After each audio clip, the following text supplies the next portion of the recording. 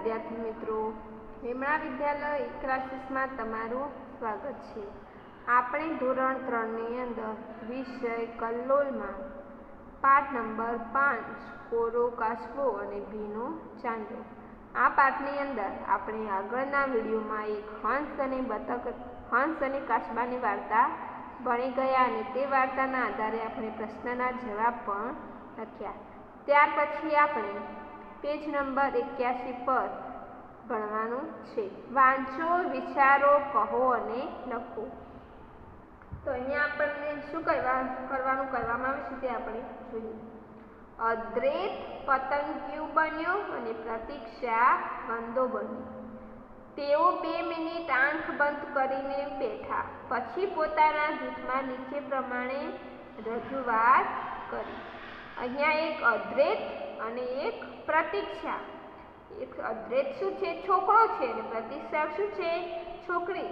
અદ્વૈત નામનો છોકરો શું બન્યો? પતંગિયું બન્યો અને પ્રતીક્ષા નામની છોકરી શું બની? વંદો બની। અને શું કર્યું? બંને 2 મિનિટ માટે પોતાની આંખ બંધ કરી અને શું રજૂઆત કરી તે આપણે અહીંયા જોવાનું છે। તો અદ્વૈત શું બન્યો હતો? પતંગિયું બન્યો હતો। તે શું રજૂઆત કરે છે તે આપણે જોઈએ।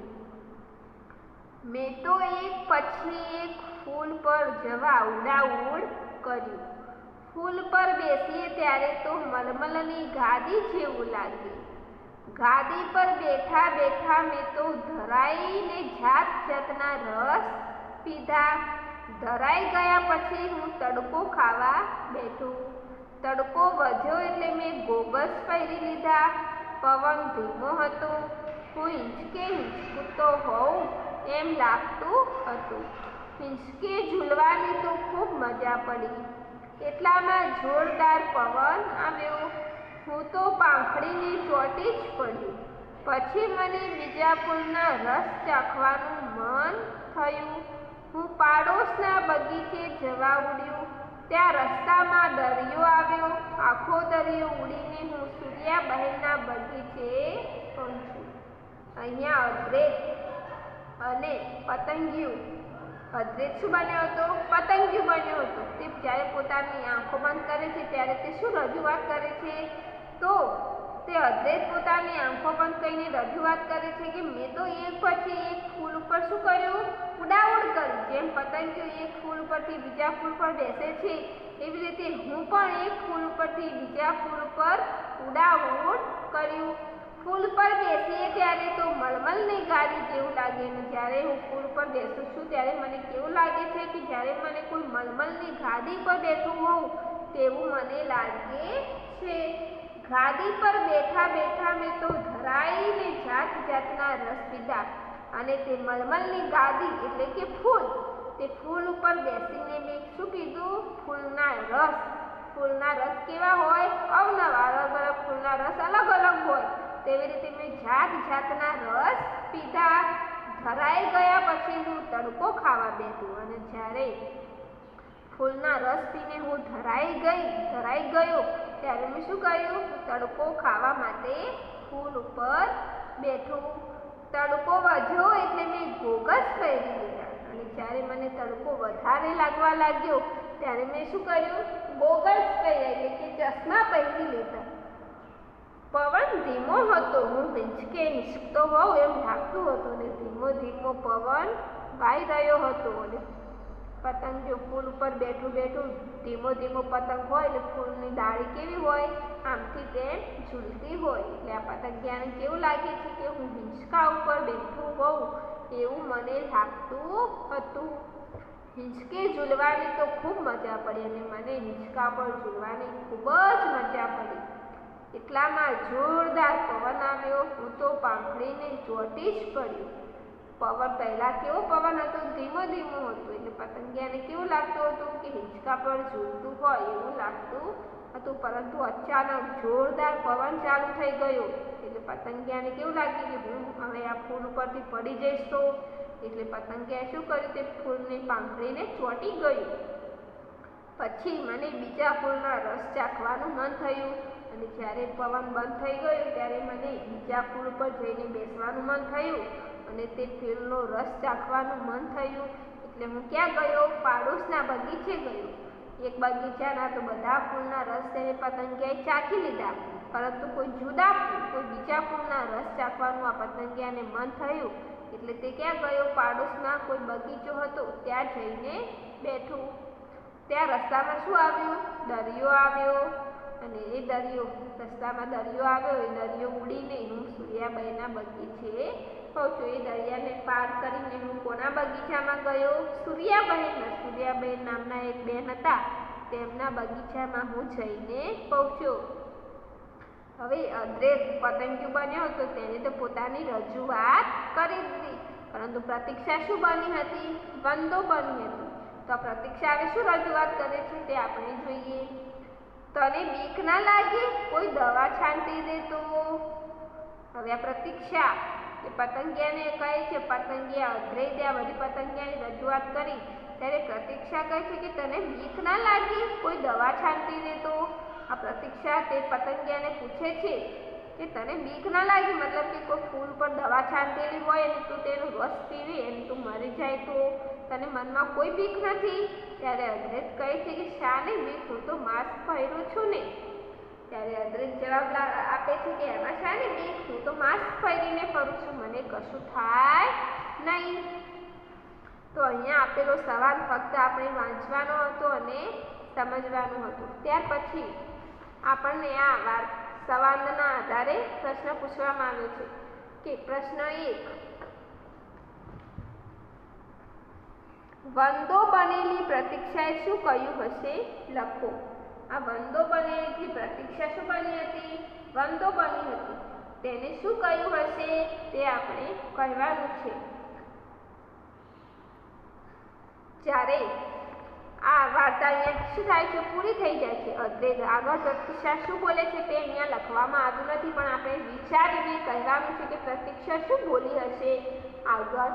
જ્યારે અદ્રૈત કહે છે કે હું તો માસ્ક પહેરું છું એટલે મને બીક લાગતી નથી, તો પ્રતીક્ષાએ શું જવાબ આપ્યો હશે તે આપણે કહેવાનું છે.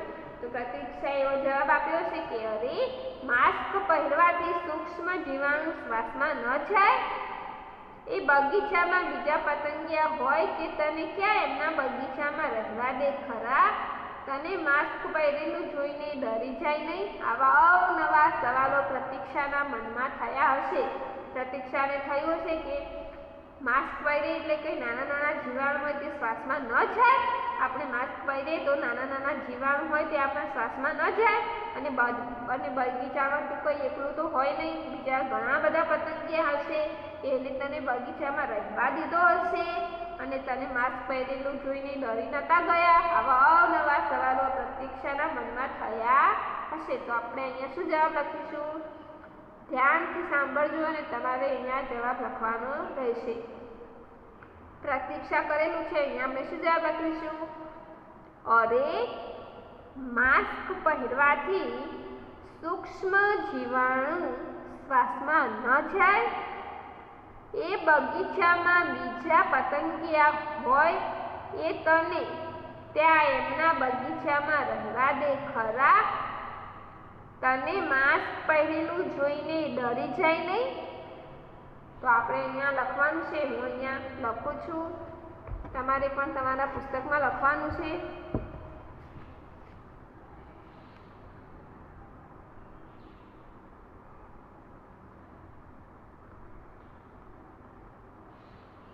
અરે, માસ્ક પહેરવાથી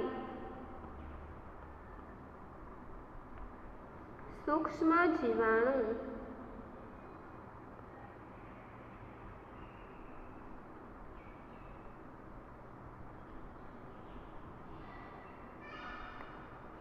શ્વાસમાં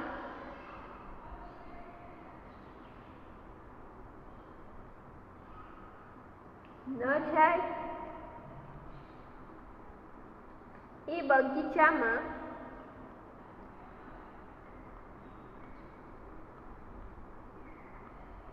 બીજા પતંગિયા હોય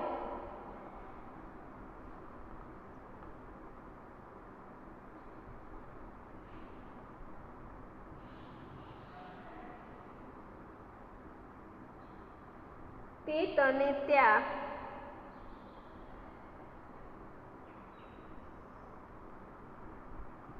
એમના બગીચામાં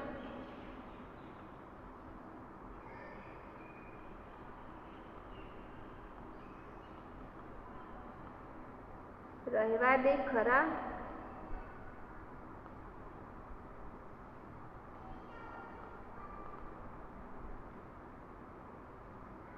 તને માસ્ક પહેરેલું જોઈને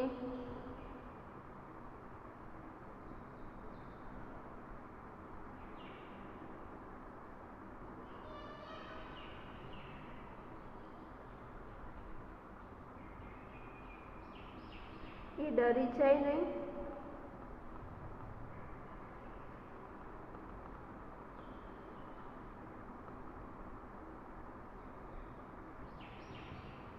શું જવાબ થયો વિદ્યાર્થી મિત્રો?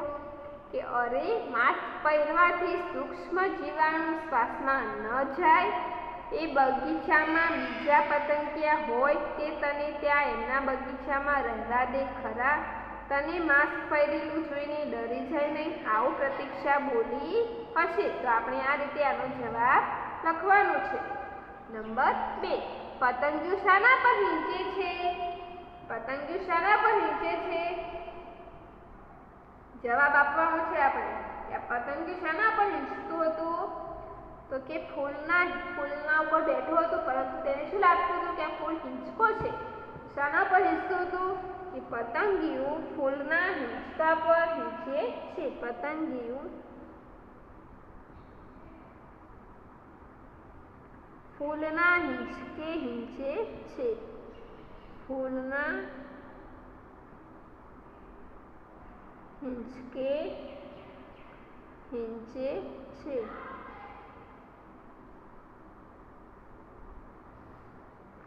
નંબર 3, પતંગિયાને દરિયો લાગ્યો તે શું હશે? જ્યારે પતંગિયાને એવું લાગે છે કે હું દરિયો પાર કરીને સૂર્યાબેનના બગીચામાં ગયો, પરંતુ કहीं ત્યાં દરિયો હોય નહીં. ત્યાં શું હશે દરિયાની જગ્યાએ?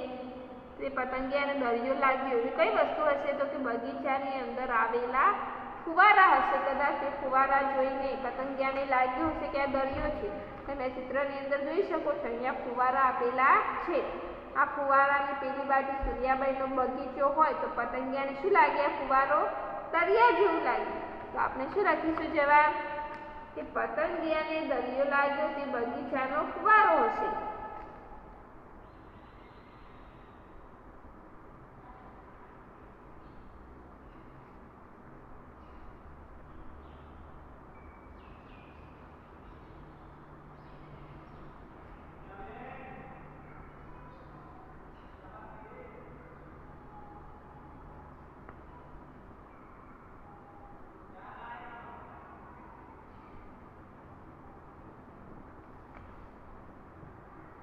વિદ્યાર્થી મિત્રો, તમે આ ત્રણેય પ્રશ્નોના જવાબ સુંદર અક્ષરે પોતાના પુસ્તકમાં લખવાના છે અને સ્વાધ્યાય પોથીની અંદર આપવામાં આવેલા હોય તો તેની અંદર પણ તમારે આના જવાબ લખવાના રહેશે.